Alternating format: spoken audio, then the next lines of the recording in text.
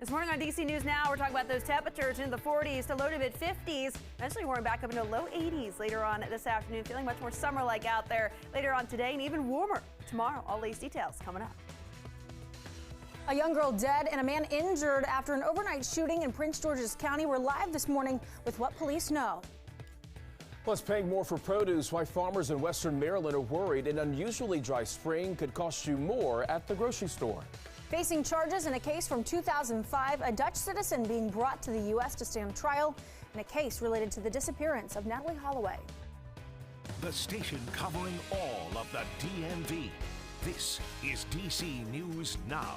All right, time right now is 6 o'clock on this Thursday morning. Good morning to you. Thanks for joining us. I'm Corey James. And I'm Rainey Bass in for tonight. All right, starting you off this morning with a live look outside. Pretty warm start looking out over the Washington Monument there. And Jackie, it's just going to get warmer from here. Yeah, we're going to be tracking those temperatures, rebounding back into low 80s later on this afternoon. Still dealing with a little bit of that haze, as you can see in the air. And I talked about this yesterday. It's associated with the smoke from Canadian wildfires in our upper atmosphere, creating more of that filtered look to the sky. We'll likely see that hazy sunshine through the day today again, but that really won't be impacting our temperatures. Like I said, we're going to be tracking those highs into low 80s later on today. Those 40s to 50s are what we're starting off with out there right now. 50 in Hagerstown, 54 in DC, 45 in Waldorf for upper 50s, Lexington Park, low to mid 40s out towards the I-81 corridor. High pressure is with us. That's keeping us dry and quiet all across the region out there. We'll eventually notice those winds shifting to the south-southwest, but right now winds are relatively calm, which is why we are seeing a little bit of that fog starting to form back out towards West Virginia as well as parts of Virginia right now. So take it slow right around Woodstock, where we're down to about a mile. Today we'll see those high temperatures rising back to right around 80 degrees. I'll have more details looking towards the rest of that 7-day in just a couple minutes. But first, Shanika's here with the all-important look at the roadways. How's traffic at this hour? Well, you're in the 6 o'clock hour on this Thursday morning. You're looking pretty good. We're looking at DC 295 north and southbound right near Kenilworth and Eastern Avenue. Now, as time goes on, you will see southbound lanes start to crowd up, so do watch for that. Now, off of the Anacostia Freeway, this is in southeast off Minnesota Avenue, we still have this road blocked because of an earlier crash. Now, that is right between Good Hope and 18th Street. You cannot get through, and many of you in this area, I'm sure, use this to travel along the DC 295 or Anacostia Freeway, so do watch for this.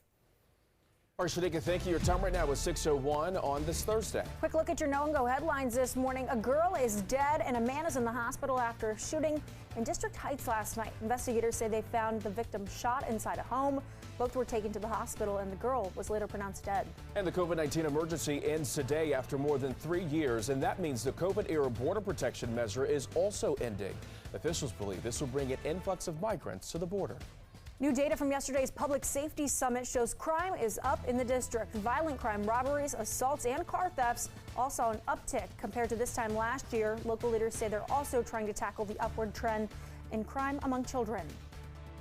Right now it's 6:02. We're following some breaking news this morning. A girl is dead and a man is in the hospital after a shooting in District Heights, Maryland. Now, DC News Now, Tosin Fakile is live at District Heights Police Station. And Tosin, what are police saying about this shooting?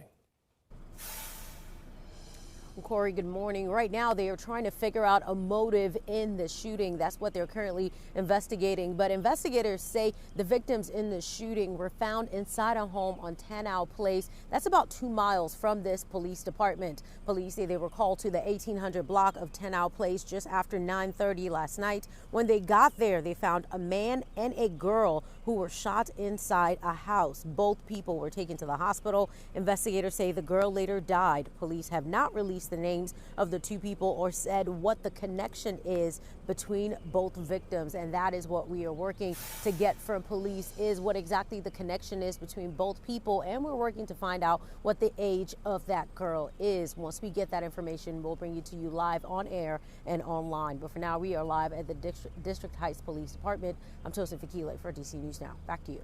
All right, Tosin, thank you. Your time right now is 6:03. Fairfax County Police say they're looking for the suspect in yesterday's shooting at a shopping center on Glen Carolyn Drive. Now, this shooting comes just days after a 24-year-old DC man was killed in a separate shooting. People say it is part of a troubling trend in Bailey's Crossroads. So far this year, police say 4 people have been shot and 3 shootings in that same area. Last September, police put the entire community on lockdown for around 12 hours after another shooting. Some people living in the area say they are scared to leave their homes, and they say they want cameras and more police to feel safe again. And just before midnight tonight, the nationwide COVID-19 public health emergency will come to an end after 3 years. This means pandemic-era border protections are also expiring. Yeah, local and federal officials are expecting thousands of migrants to flood the U.S.-Mexico border. Several dozen migrants were dropped off right in front of the vice president's home at the Naval Observatory yesterday evening. Leaders in Texas have been busing them here by the thousands since last summer. This morning, local leaders are bracing for more people to end up on D.C.'s doorstep. Those expiring border protections, known as Title 42, allowed border agents to quickly turn migrants away. Now border agents will deny asylum to people who show up at the southern border without first applying for protection in countries they passed through to get here. They also plan to open 100 migration hubs across the Western Hemisphere to help people apply for asylum without making the dangerous trip. Homeland Security Secretary Alejandro Mayorkas says the border is already overwhelmed, and these new measures aren't a perfect fix. Our current situation is the outcome of Congress leaving a broken, outdated immigration system in place for over 2 decades. Right now, there is a new border security bill making its way through the House for a vote, but it is likely to die when it gets to the Senate. As for President Biden, he says he spoke with the president of Mexico for about an hour on Tuesday and says Mexico plans to cooperate with the U.S. as Title 42 expires tonight. New D.C. crime numbers coming out of yesterday's Public Safety Summit in Navy Yard. Yeah, D.C. leaders sharing violent crime and property crimes are up in the district compared to last year. Now, taking a look at some of those numbers this morning, violent crime is up 10% compared to this time last year. Robberies are up 13%, while assaults with a deadly weapon are up about 2%. Car thefts are also up 110%. Also, at yesterday's summit, federal and local law enforcement answered people's questions. They also held breakout sessions focused on adult and juvenile crime. Officials say many children in the criminal justice system were victims, and they also say they were already exposed to crime beforehand. One solution Mayor Bowser gave was telling prosecutors to not throw every child in jail. Give them to us in another way where we can make their services mandatory. And that may mean detention, but it is not DC jail. Crime data shows around 1 in 3 juveniles who were arrested for violent crime last year had never been arrested before. And another big topic at the summit was DC's crime lab. Officials say many cases are not being prosecuted because it is not accredited. Crime data shows nearly 70% of all arrests in DC last year were not prosecuted. U.S. Attorney Matt Graves says many of those cases were misdemeanor drug charges. Now, Mayor Bowser said that is unacceptable and added contracts are in place to test drugs. I've asked that public health and our Department of Health focus on the public health laboratory, and I've asked MPD to do what MPD did for decades, and that's collect evidence. DC's chief medical examiner is now the new interim crime lab director. At this time, a timeline on how long it will take to get the crime lab accredited is not known. Happening now, a recent influx of people in Washington County, Maryland has meant a higher demand for public services there. The county commissioners say they're opposed to raising taxes in order to provide those services. Last night, people had the opportunity to voice their thoughts at a public hearing. They asked the county for more attention to programs for seniors, volunteer fire departments, and education. Those speaking out expressed their feelings that the 3 areas are underfunded. An ambulance is about $350,000 to $400,000 to buy a new one of those. Ladder trucks are ranging $1.5 to $1.75 million. In addition to teachers, you need social workers. You need more counselors. You need more. We have student intervention specialists. The commission is continuing to accept public comments as it prepares its spending plan for next year.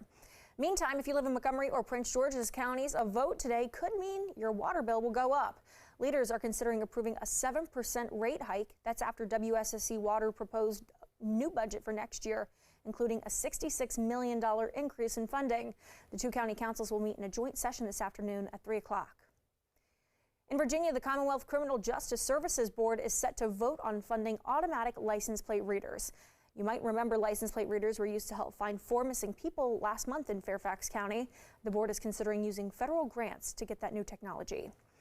And looking ahead to this weekend, the Arlington County Board is set to vote on a plan that would connect Crystal City and Reagan National Airport with a brand new pedestrian bridge. It would connect Crystal Drive to the airport. The board is expected to award a $4 million contract to an engineering firm at Saturday's meeting. If all goes as planned, the bridge will open in 2025. And fruit growers in Western Maryland say they're concerned about an unusually dry spring impacting their apple and peach crops. Yeah, right now some farmers, they're hoping weather for the rest of the growing season will cooperate and help keep those prices down. Now, the president of the Washington County Farmers Bureau says if dry conditions continue through the rest of the season, farmers will see increases in prices. He says the amount of rain this time of the year also affects fruit crops. However, he adds it's still early in the season to determine the outcome. It's just size. Mainly is what it affects. So you're going to have smaller fruit, peaches, apples, things of that nature. Our fruit will be smaller, so we won't get near the money for it we would. The picker will complain because it's going to take longer to fill a bin. So it's just an all-around headache. And the first fruit harvest is supposed to take place around the middle of July.